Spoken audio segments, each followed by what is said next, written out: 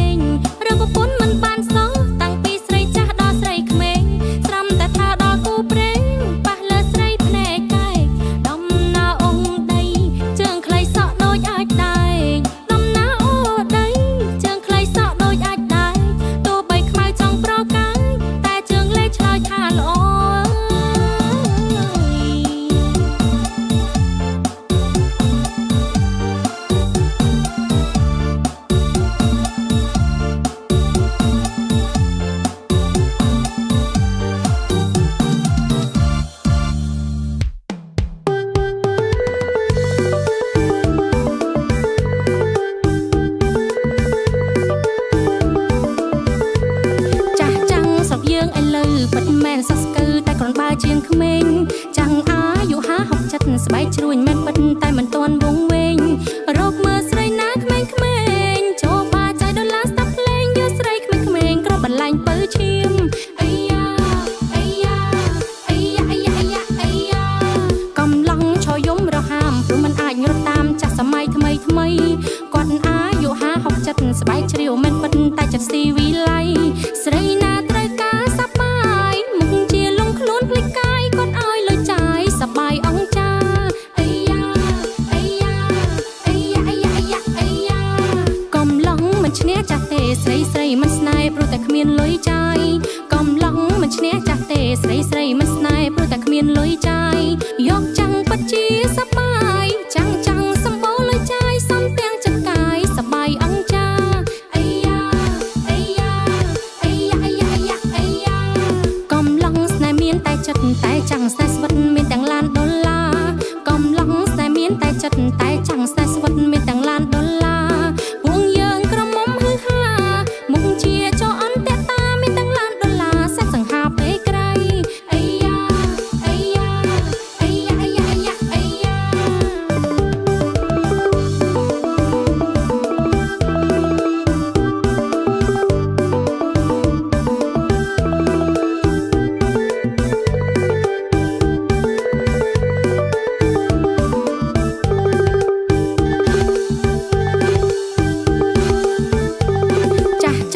យើងឥឡូវពិតមែនសស្កើតែគ្រាន់បើជាងក្មេងចាំងអាយុ50 70ស្បែកជ្រួញមិនពិតតែមិនទាន់វងវែងរកមើលស្រីណាក្មេងក្មេងចូលបាចៃដុល្លារស្ដាប់ភ្លេងយកស្រីក្មេងក្មេងគ្របបន្លាញ់ពៅឈាមអីយ៉ាអីយ៉ាអីយ៉ាអីយ៉ាអីយ៉ាអីយ៉ាកំឡុងឆយំរហាមព្រោះមិនអាចរត់តាមចាស់សម័យថ្មីថ្មីគាត់អាយុ50 70ស្បែកជ្រាវមិនពិតតែចិត្តស៊ីវិល័យស្រីណាត្រូវការសប្បាយមុខជាលងខ្លួនភ្លេចកាយគាត់ឲ្យលុយចាយសប្បាយអង្គចាអីយ៉ាអីយ៉ាអីយ៉ាអីយ៉ាអីយ៉ាអីយ៉ាកំឡុងមិនឈ្នះចាស់ទេស្រីស្រីមិនស្នេហ៍ព្រោះតែគ្មានលុយចាយកំឡុងមិនឈ្នះចាស់ទេស្រីស្រីមិនស្នេហ៍ព្រោះតែគ្មានលុយចាយយកចាំងពិតជាសប្បាយចាំងចាំងសម្បូរលុយចាយសំទាំងចិត្តកាយសប្បាយអង្គចាអីយ៉ាអីយ៉ាអីយ៉ាអីយ៉ាអីយ៉ាអីយ៉ាកំឡុងស្នេហ៍មានតែចិត្តតែចាំងស្នេហ៍ស្វិតមានទាំងឡានដុល្លារកំឡុងស្នេហ៍មានតែចិត្តតែចាំងស្នេហ៍ស្វិតមានទាំងឡានដុល្លារពួកយើងក្រមុំហឺហាមុខជាចោអន្តតាមានទាំងឡានដុល្លារសេះសង្ហាពេលក្រៃអីយ៉ា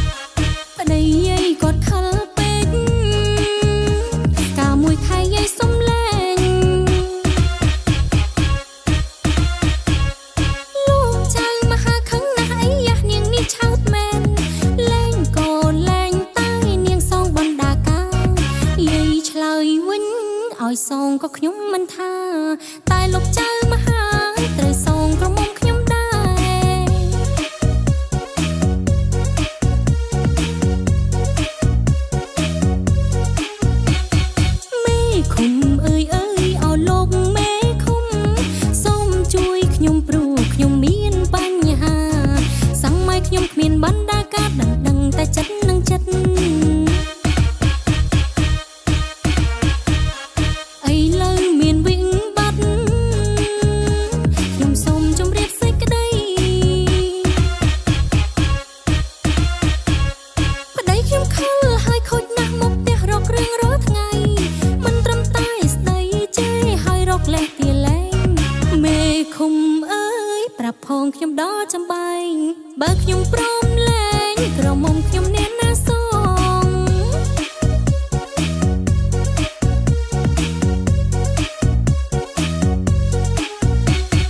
មេឃុំអើយអើយអោលោកមេឃុំយាយប្រាប់ខ្ញុំថាមេឃុំនេះណាជួយផ្សាំងផ្សារឿងរ៉ាវស្នេហាពីគាត់នៅក្មេងប្តីយាយគាត់ខលពេកកាលមួយខែយាយសុំលែងលោកចៅមហាខឹងណាស់អីយ៉ាស់នាងនេះឆោតមែនលែងក៏លែងតែនាងសងបណ្ដាការយាយឆ្លើយវិញឲ្យសងក៏ខ្ញុំមិនថាតែលោកចៅមហាត្រូវសងក្រមុំខ្ញុំដែរ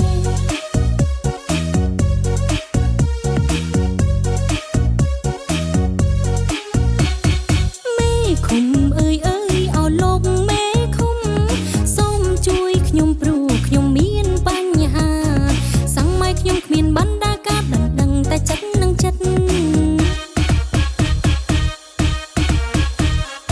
ឥឡូវមានវិញបាត់ខ្ញុំសូមជម្រាបសេចក្ដីប្តីខ្ញុំខលហើយខូចណាស់មកផ្ទះរករឿងរាល់ថ្ងៃមិនត្រឹមតែស្ដីចេះហើយរកលេះទីលែងមេឃុំអើយប្រាប់ផងខ្ញុំដល់ចំបែងបើខ្ញុំព្រមលែងក្រមុំខ្ញុំអ្នកណាសងបើខ្ញុំព្រមលែងក្រមុំខ្ញុំអ្នកណាសងបើខ្ញុំព្រមលែងក្រមុំខ្ញុំអ្នកណាសង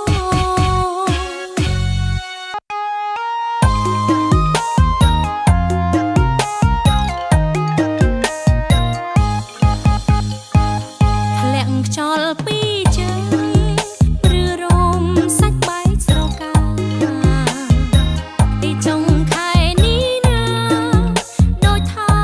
ជាចង់បានប្តីកាន់ទឹកស្រតែសាច់ខ្ញុំ